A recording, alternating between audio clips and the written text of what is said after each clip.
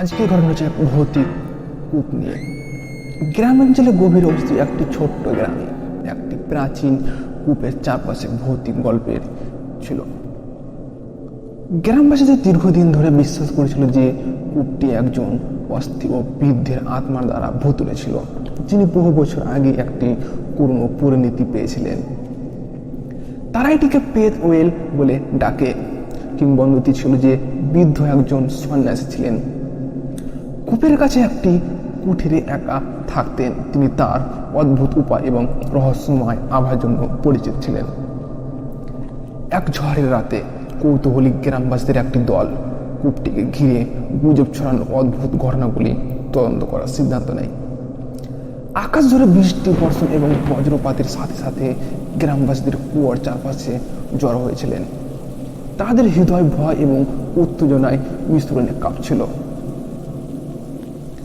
কাপা হাতে তারা প্রাচীন মন্ত্র উচ্চারণ করেছিলেন, যা তারা আত্মা এবং আত্মার সম্পর্কে একটি পুরনো বই পেয়েছিলেন।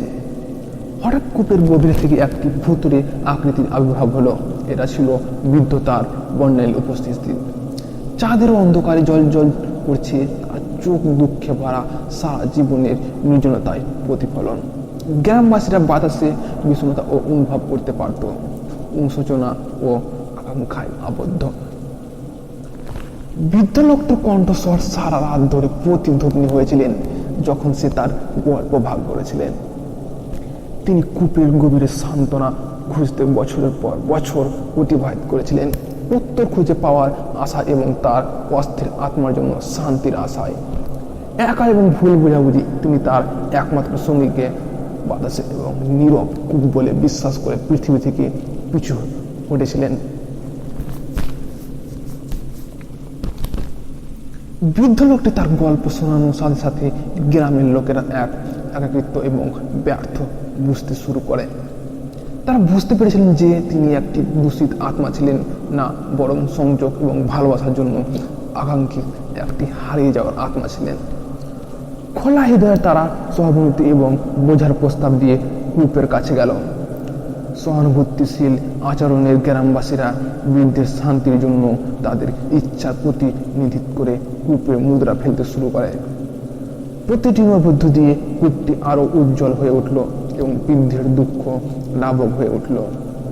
শিগগিরই গ্রামটি চারপাশের লোকেদের জন্য একটি জমায়েত স্থান হয়ে ওঠে, যা ঘোস্ট ওয়েল অসাধারণ গল্পে আকৃষ্ট হয়। তারা ভুতুড়ের ভয় পাওয়ার জন্য নয়, বরং সত্যিকারের অর্থ এবং নিঃসঙ্গ আত্মার সান্ত্বনা খোঁজার গল্প বুঝতে এসেছে। কূপের নিরাময় ক্ষমতার কথা বহু দূরে ছড়িয়ে পড়ে, যা তাদের নিজেদের ভাগ্য আত্মাকে মেরামত করার জন্য দর্শকের আকর্ষণ করে। এটা বলা হয়েছিল যে যারা খোলা হৃদয় এবং বিশুদ্ধ উদ্দেশ্য নিয়ে ঘোস্ট ওয়েলের কাছে গিয়েছিলেন, তারা কেবল নিজেদের জন্য শান্তি পাবে না, আমাদের মধ্যে বিচরণকারী ও হারিয়ে যাওয়ার আত্মার প্রতি সহানুভূতি পাওয়ার ক্ষমতাও পাবে। এবং তাই ঘোস্ট ওয়েল সহানুভূতির প্রতীক হয়ে উঠেছে। লোকদের যারা হারিয়ে গেছে এবং ভুলেও গেছে, তাদের প্রতি সমবেদনা জানানোর কথা মনে করিয়ে দেয়। এটি গ্রামবাসীর এবং দর্শকের একইভাবে শিখেছিলেন যে প্রকৃতি নিরাময়, বোঝা এবং সংযোগ দিয়ে শুরু করা হয়। আজ অব্দি ঘোস্ট ওয়েল লম্বা দাঁড়িয়ে আছে একটি মৃত্যু অনুসার হচ্ছে, এমনকি সবচেয়ে ভুতুড়ে আত্মারও যখন খোলা হৃদয় এবং খোলা মনের সাথে মিলিত হয়, তখন মুক্তি পেতে পারে।